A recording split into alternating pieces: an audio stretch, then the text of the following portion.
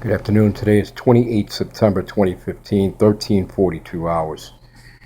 And this is going to be in reference to Hood Packaging of Wilmington, Ohio. And again, we're going to stress the fact that orientation, people are there to learn about the company and be promoted into full-time service after being dispatched from Adecco, Wilmington.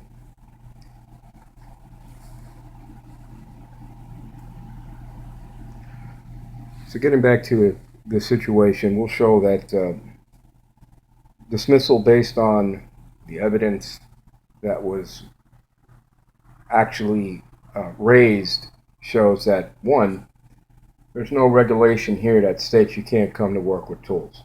This is an industrial assignment. You're expected to be prepared when arriving at work. So we show that the dress code does not dismiss somebody for bringing in tools to work. This is what I wear. Okay?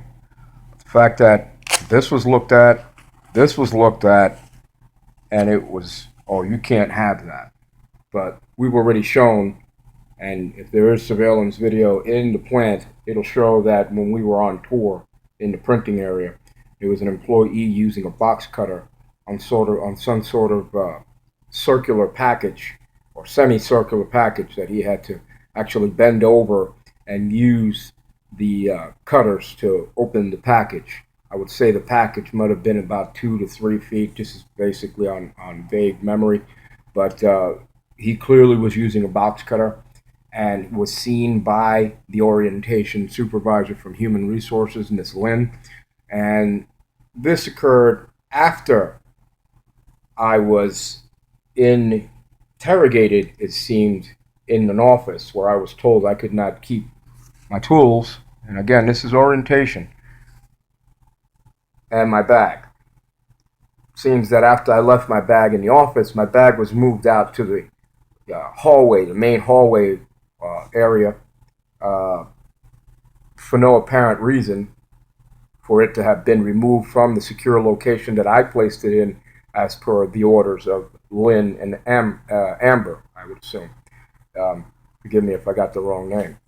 But it seems as though this is a clear case of discrimination where you are making,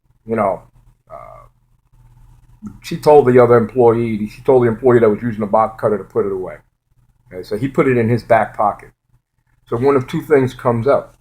If this is not a company-issued box cutter, then obviously he's arriving into work with a tool and being condoned to use it, or at least condoned to have it on the plant site by the supervisor from Human Resources, Ms. Lynn. The fact that she was the one that told me I could not have my tools, even though there's no regulation stating prohibition of such, it leaves one to believe that there were other factors to this dismissal. Because on the same day that she dismissed me at orientation for having tools, for which, might I say, Pam Lynch mentioned on the first day when she escorted me out of the building and then drove me back here, was to say that I had a knife and that I refused to remove my knife. But why would Hood Packaging say that I had a knife when there was no such display of a knife? It was clearly on my belt, not being displayed. I was taking notes, because here I am taking notes from that orientation day.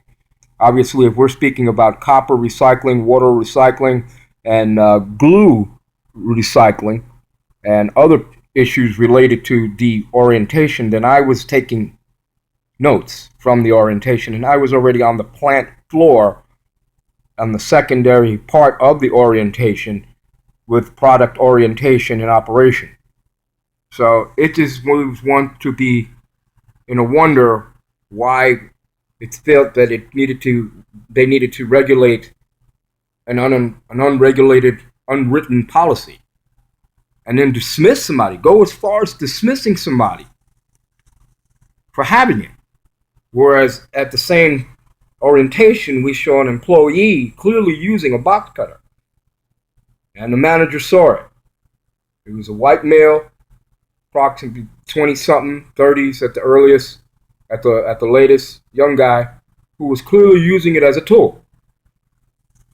My background, this is what I've done before.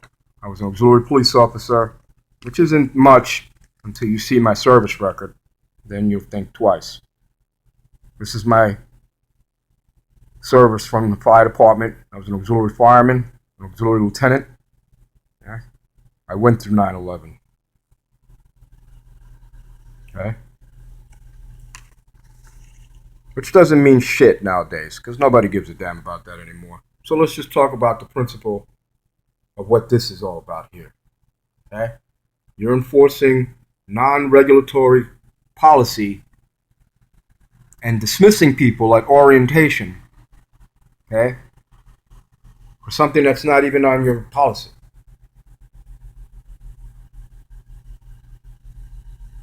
I don't want to say what I think it is, but this town is notorious for it. And I've already went through this situation with several other companies. So it seems to be a systematic situation in this town. And, hey, it is what it is.